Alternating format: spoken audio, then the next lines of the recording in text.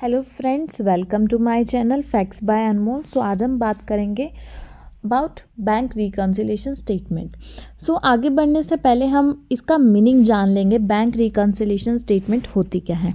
Reconciliation statement, reconciliation का मतलब क्या होता है। रिकन्सिलिएशन का मतलब होता है किसी एक चीज़ को दूसरी चीज़ से कंपेयर करना या फिर किसी एक चीज़ को दूसरी चीज़ से मैच करना।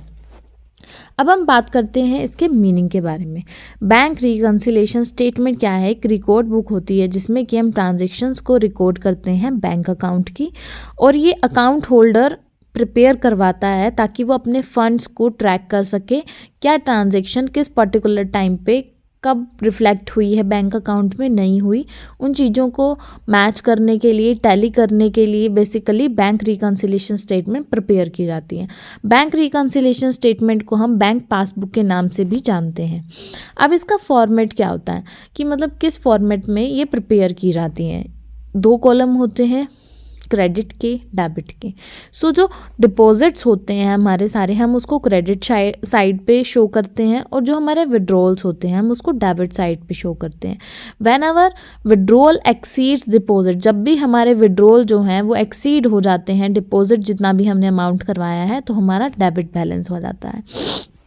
अब हम इसकी इम्पोर्टेंस के बारे में बात करते हैं कि why bank reconciliation statement is important, कि इसको प्रिपेयर करना क्यों ज़रूरी है।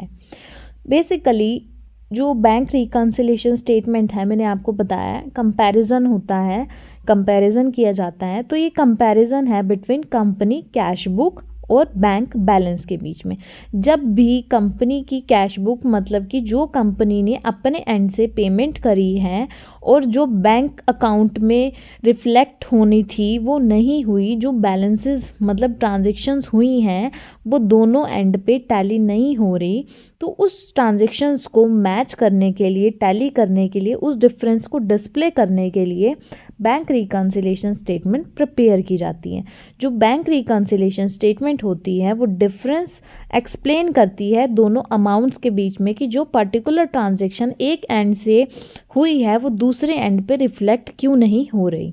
अब इसको मतलब किस वजह से, क्या क्या चीज़ें हो सकती हैं कि जिसकी वजह से ये डिफरेंसेस शो होते हैं।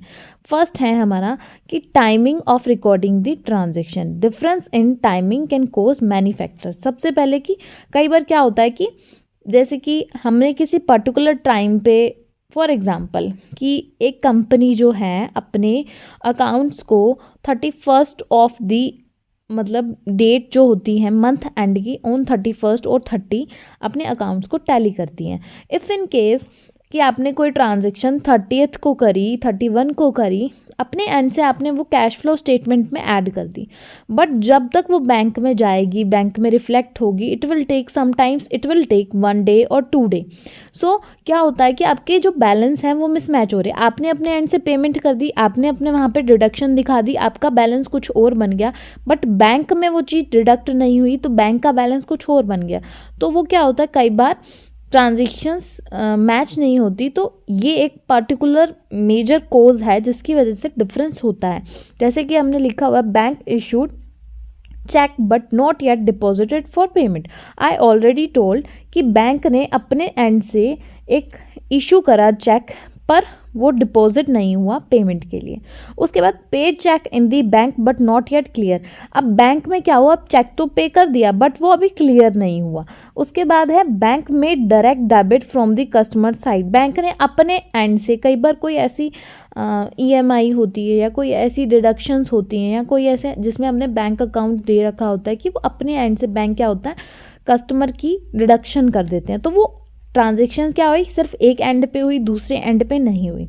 Check amount deposit directly to the bank account. For example किसी कस्टमर ने क्या किया, सीधा जाके अपने बैंक, किसी दूसरे पर्टिकुलर कस्टमर के बैंक अकाउंट में चेक डिपॉजिट करा दिया, तो वहाँ पे तो क्रेडिट ट्रांजैक्शन रिफ्लेक्ट हो जाएगी, बट कस्टमर को कई बार पता नहीं होता कि अच्छा ये पेमेंट कहाँ से आई है।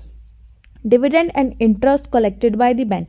जो हमारे बैंक में अमाउंट पड़ा होता है तो उस पर जो डिविडेंड मिलता है या फिर जो इंटरेस्ट मिलता है बैंक अकाउंट में, कैश जो भी हमारा पड़ा होता है उस पर, तो डायरेक्टली वो बैंक दे देता है।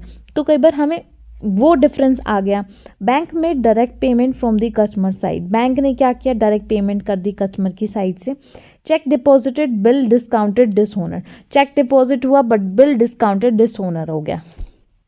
अब हम बात करते हैं error made by the company or by the bank. In a few occasions the error is in two balance can be made from the bank side or in company cash book. Sometimes क्या होता है कि error आ जाता है। Error कैसा आ सकता है कि रजिस्टर करने में एक ट्रांजेक्शन को कंपनी ने, जैसे कि फॉर एग्जांपल हमने कोई ट्रांजेक्शन करी 5000 की और कंपनी ने उस चीज़ को रजिस्टर कर लिया 8000 की, या 5000 की ट्रांजेक्शन करी, कंपनी ने उस चीज़ को रजिस्टर कर लिया 4000 का।